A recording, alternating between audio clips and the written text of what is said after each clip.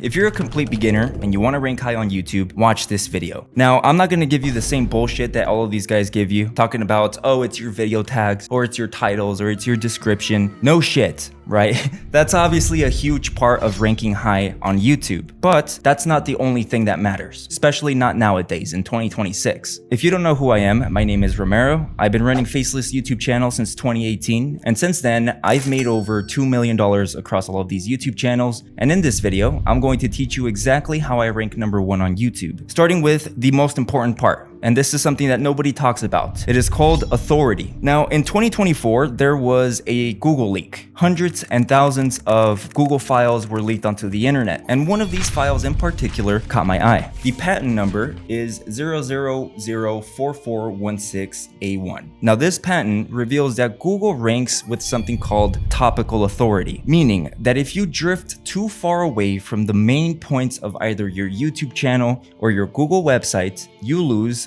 trust with Google. Now, before I continue, this is something that Google responded to, and they were like, nah, that's in there, but that doesn't mean that that's how the algorithm works. I call cap.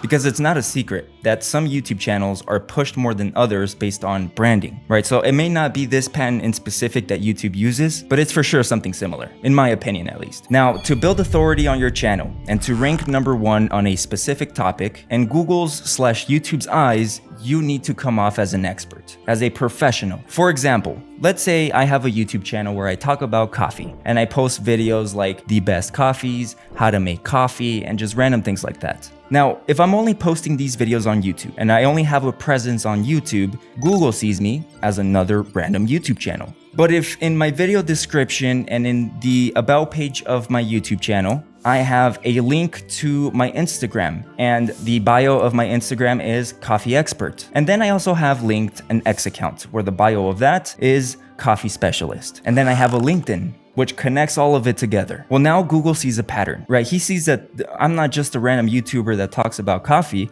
It also sees that I'm everywhere. Not only that, but I'm also talking about coffee everywhere else. That's the difference, right? Because now Google sees me different than those millions of YouTube channels that talk about coffee and don't have anything in their bio or in their video description, right? So it's not just about adding video tags. Anybody can do that, right? And there's free tools or AI softwares that give you video tags to add to your video. And, Google knows this. Again, literally everybody can do it, but not everybody can build authority. With the new Gemini updates, what I've seen, at least on my channels, is that the algorithm is weighing authority more than it is SEO, or even sometimes average view duration. I think that now that anybody can start a YouTube channel with AI and create, shitty AI scripts, Google is having a hard time, recommending content or ranking it. So the only logical solution for that is to go based off of the channel's authority. Moving on to #2, that is having a bad audience. This is when you get a lot of viewers that have no prior history of watching content in your niche.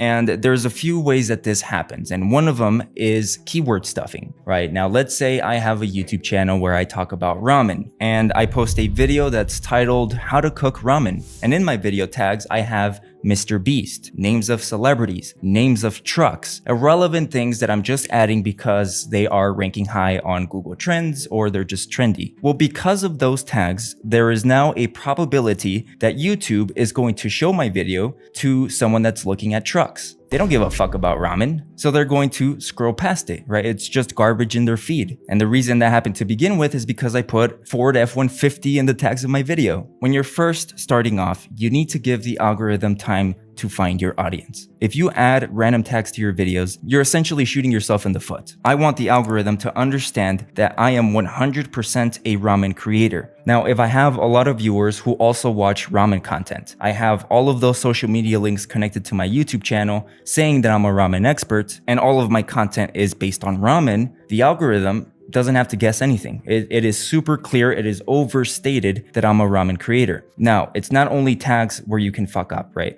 I've said this before. Never share the link of your videos or the link of your YouTube channel to anybody that you know. I don't give a fuck if it's your grandma, if it's your friend, if it's your Discord friends, never. Especially if they don't like ramen to begin with, if they've never watched videos about ramen. Because the algorithm goes based on what the viewer watches, not what you post. It doesn't give a fuck what you post until someone searches for it. So if I'm sharing the link to my video or to my YouTube channel and I send it to a group chat with my friends and they've never watched a video about ramen before, and let's say they do click on it and they watch it, well, now the algorithm is confused. It's like, okay, well, this guy, which is my friend, he only watches videos about golf. Why is he watching a video about ramen? So what the algorithm is going to do to try and figure this out, it's going to try and show your content to similar viewers like my friend who watches golf. That audience is not going to click my video on purpose. Not unless if they know me, right? And they're a friend trying to support. So because of that, your CTR is going to dip, your ABD is going to dip, and essentially it's going to ruin your channel. Not only with how the algorithm sees it, but with the stats of your video. But anyways, moving on to the next one, and that is the style of your video and editing. Now this one may sound a little bit random, but it is going to change your mentality. Because a few weeks ago, YouTube revealed that TV viewers have surpassed mobile viewers, meaning that more people watch YouTube on TV than they do on their phones, which personally, I think that's weird.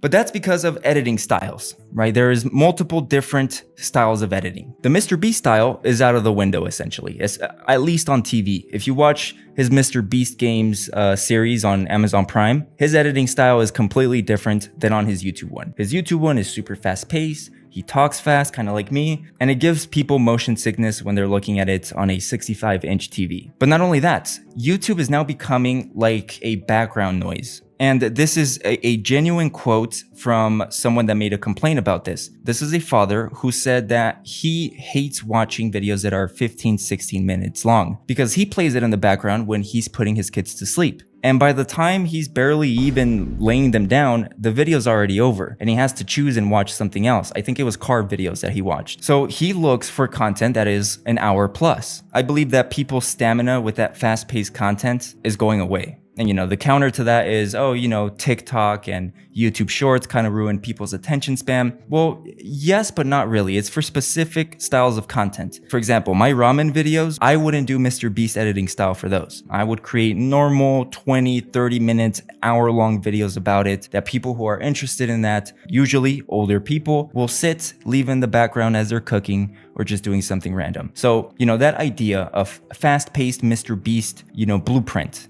of editing, of pacing. That's not true. It's already been 2-3 years now, and YouTube themselves have proven that that's not the way to go. It's okay to have slow moments. It's okay to, break the pace of your video. It doesn't have to be loud all of the time. But moving on to the next one, that is niche selection. And I guess this is more for faceless channels, but the topic of what your videos are going to be, right? Everyone is trying to do the same thing. Be different. YouTube is rewarding original content in the era of AI. They now have implemented systems that detect this. If you click the link in my description or in the pinned comment, that's going to take you to my school community. And that's where I teach complete beginners how I made over $2 million with faceless YouTube channels. And as of recently, I posted a full breakdown of Google/YouTube's new algorithm. So that's there for those of you that care. Now, going back to niche selection, a lot of people make this decision based on CPM and RPM of the niche, which for those of you that don't know, RPM is how much YouTube pays you per 1,000 views. Celebrity news, for example, has like 5 to 6 RPM, and anything to do with finance and economy is over $10 plus. So people think, oh, okay, easy. I'll just make videos about economy or finance and have a $10 RPM. That's not how that works. And that's definitely not how you should base your decision. But it's like, bro, do your own thing, right? Build authority,